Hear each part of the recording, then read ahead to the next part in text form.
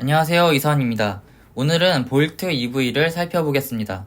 5월부터 판매량이 조금씩 올라와서 월에 300대 정도 나가는 차인데요. 최근에 다시 리콜 이슈가 터지면서 위기를 맞고 있습니다. 외관부터 보면 쉐보레에서는 이게 미래형 디자인이라고는 하는데 딱히 그렇게 느껴지지는 않습니다. 디자인은 한국 GM에서 맡았고 배터리와 디스플레이를 포함한 주요 부품의 무려 70%를 LG에서 만들었습니다. 전체적으로 아기자기한 느낌이 나는 것이 시티카로서는 제격인 느낌입니다. 스파크와 비슷하다고는 하지만 전장, 전폭, 전고 모두 스파크보다 큽니다.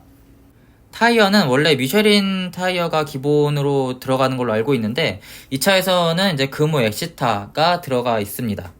후면은 이런 모습이고요. 마찬가지로 레터링이 있습니다. 쉐보레 차들이 이런 레터링은 좀 상당히 멋있는 것 같아요. 트렁크를 보면은 그렇게 크지는 않습니다. 그리고 최근에는 차박을 많이 하시고 그 중에서 전기차 차박이 또 좋은데 유틸리티 기능이 있기 때문입니다. 하지만 볼트에는 차박을 위한 유틸리티 기능은 따로 없습니다.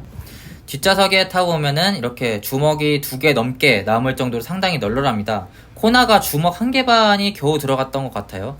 이렇게 앞좌석 시트가 좀 얇게 제작한 것도 좀 영향을 미치는 것 같습니다. 시트를 보면은 그냥 인조가죽 시트인데 편하지도 불편하지도 않은 그런 정도입니다. 택시 탔을 때 승차감이랑 비슷한 느낌이었습니다. 앞좌석으로 옮겨보겠습니다. 8인치 클러스터 계기판이 기본 옵션이고요. 스티어링 휠은 현기차보다 확실히 그립감이나 움직임이 더 부드럽고 좋습니다. 특이한 것은 자체 내비가 아예 없다는 건데요. 저는 오히려 더 좋다고 생각합니다. 자체 내비 가격이 다른 옵션 껴서 100만원이 넘는 경우가 있는데 안드로이드 오토나 카플레이 쓰면 사실 그럴 필요가 없거든요. 이렇게 보시는 것처럼 10인치 센터페시아 모니터도 역시 기본 옵션입니다. 기어 레버가 쉐보레 같은 경우에는 많이 욕을 먹었었는데 트레일블레이저부터 이제 기어 레버가 많이 개선이 되었습니다. 볼트 EV도 마찬가지인데요. 한 가지 조금 아쉬운 것은 보시는 것처럼 이렇게 R단을 쓰려면 측면의 버튼을 누르고 옆으로 한번 제껴야지 R이 됩니다. P는 보시는 것처럼 버튼이 따로 있고요. 하단에는 D와 L이 있는데 L은 이제 원페달 드라이빙 모드인데 제가 주행을 하면서 한번 느낌을 이야기해 보도록 하겠습니다. 전체적으로 차값을 생각했을 때 실내 품질은 좀 아쉬울 수 있습니다. 보시는 것처럼 플라스틱이 좀 많이 쓰였고요.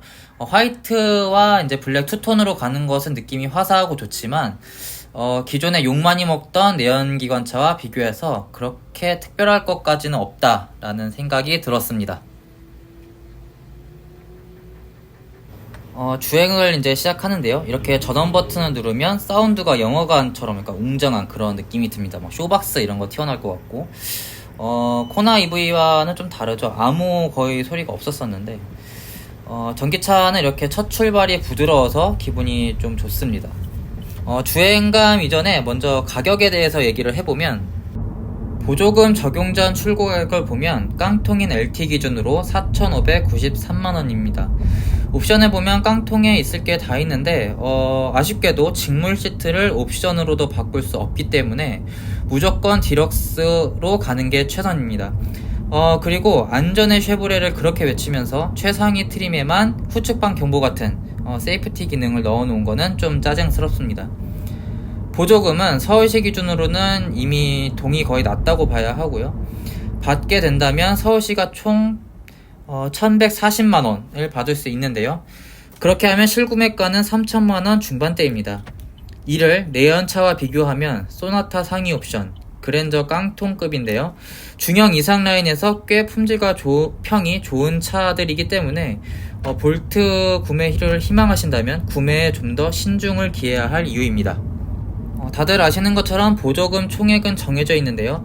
1분기에는 이미 테슬라가 거의 다 타갔고 그리고 아이오닉 5와 하반기에 나올 기아 EV6가 대기하고 있습니다.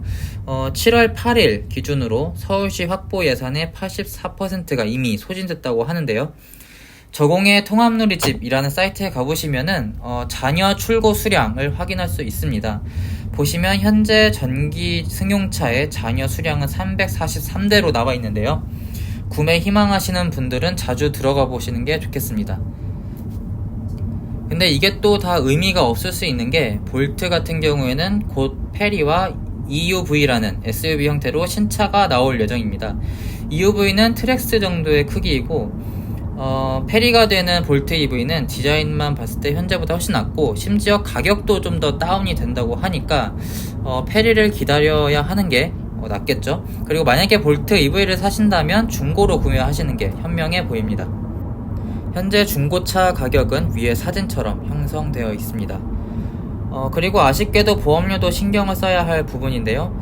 볼트 EV는 쉐보레, 즉 미국 차이기 때문에 수입차로 분류됩니다. 주유소 들어갈 때는 편하지만 보험료 산정 시에는 자차 부문에서 코나 EV보다 약 30만원 정도 더 비싸다고 합니다. 보험료는 개인의 상황에 따라 다르니 참고만 하시는 게 좋겠습니다.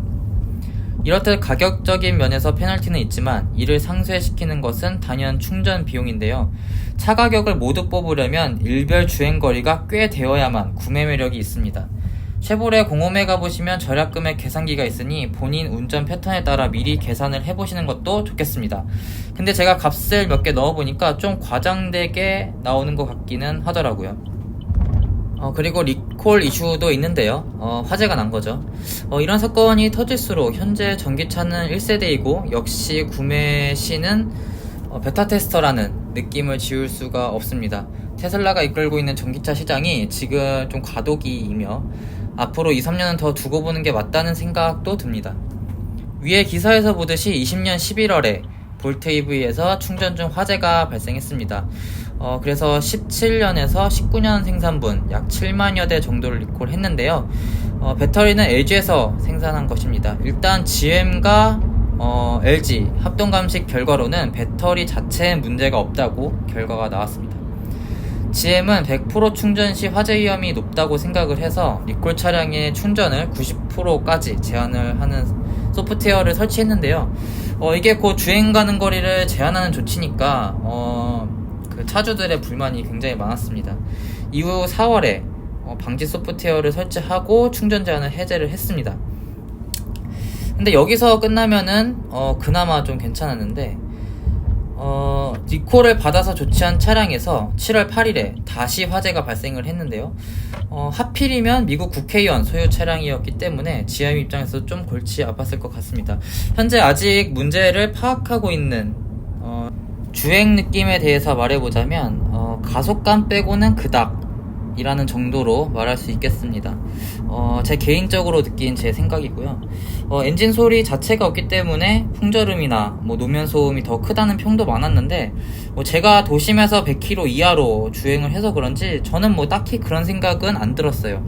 그래서 도심에서 타신다면 소음에 대한 걱정은 딱히 안 하셔도 되지 않을까라는 생각입니다. 문제는 승차감인데 방지턱이라든지 속력을 좀 낸다든지 할 때 좀 불안정한 그런 느낌이 있었어요. 제가 워낙 세단을 타니까 또 더 그렇게 느낀 걸 수도 있겠는데 한마디로 이제 안정감이 좀 떨어진다 라는 말이죠. 이게 모닝이라든지 레이 정도 가격대면은 그래도 이해를 하면서 타겠는데 전기차라고 해도 이게 4천만원이 넘는 차니까 좀 아쉬울 수가 있는 거죠. 안정성, 승차감 이런 거를 좀 본인이 많이 따지신다 라는 분들은 소나타 아니면 그냥 아반떼를 타셔도 승차감은 더 좋을 것 같습니다. 결론적으로 볼트 EV를 살 사람은 매우 구체적일 수밖에 없습니다.